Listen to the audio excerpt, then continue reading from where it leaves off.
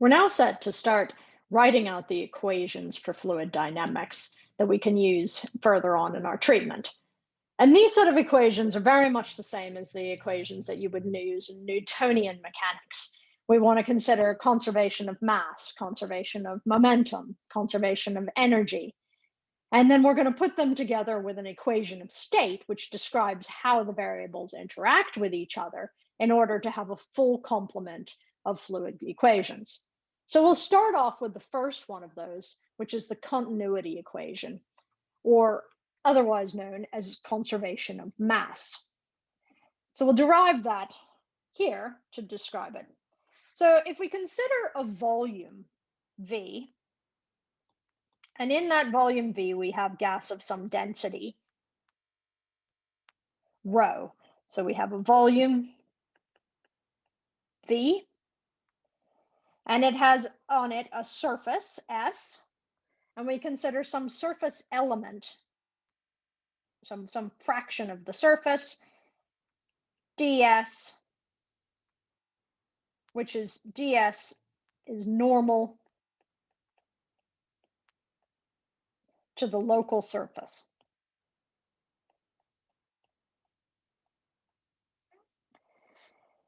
Okay, so from there, we can consider things in the standard way that you would normally consider. So what is the rate of change of the mass contained in this volume? So that it also has a density, rho. So the rate of change of mass contained in the rate of change of mass in the volume is obviously the mass is rho v, and the rate of change of that with time would be dt. And that has to equal the negative of the rate that the mass is flowing across the surface. So rate of change of mass inside V is equal just to the negative of the rate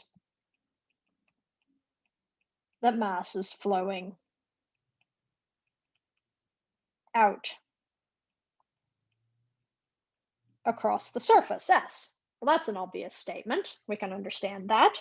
So we write that out mathematically, and that is to say that the partial derivative with respect to time of the integral over the volume rho dv, so that's the total mass, is equal to the negative of the integral over the surface of rho u, which is the velocity field of that material, dotted with ds.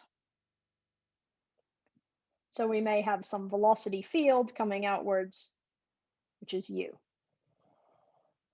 And then we can relate that just via Gauss's theorem, that the mass gained by the volume is the same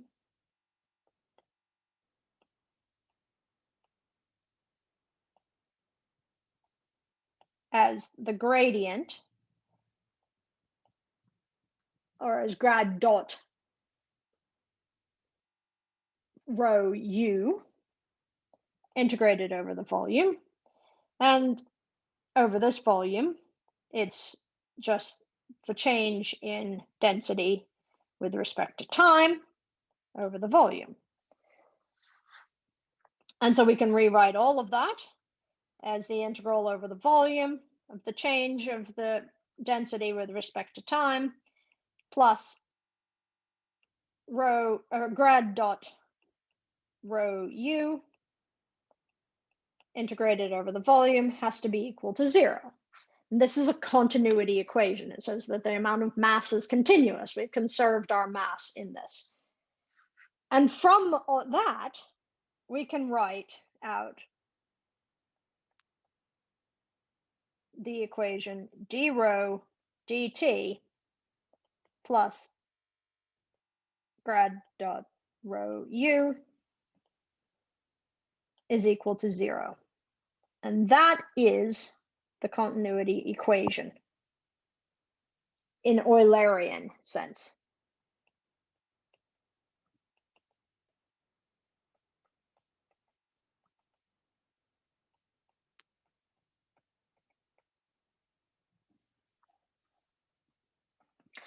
We can also write it as a Lagrangian form.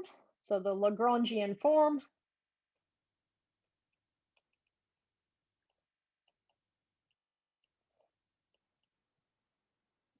of the continuity equation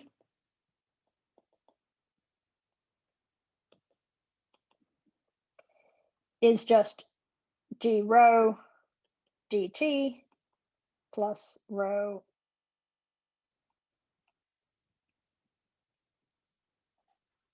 grad dot u is equal to 0.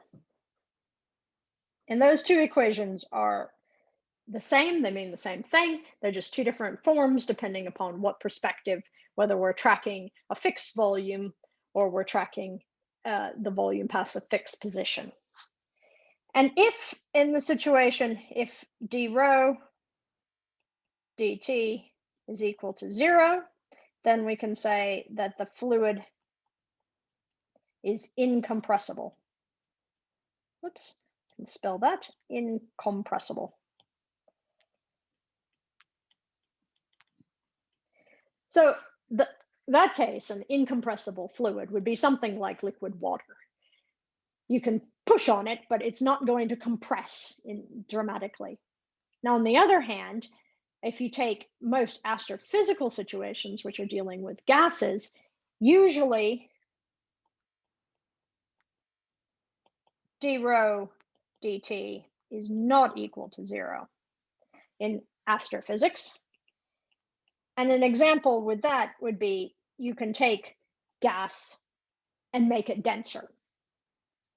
We can take a bit of a star and we can put it under pressure and we can make it denser. And that is changing its density with respect to time, and that is a compressible fluid. So we have the conservation of mass equation. That's pretty straightforward. And I'd like you to go through and figure out if you can just do the change from the Eulerian to the Lagrangian sense. Now, the second equation that we'll want to develop will be the conservation of momentum, or conservation of when we're going to work from pressure. And I'll do that in the next lecture. So I'll stop there.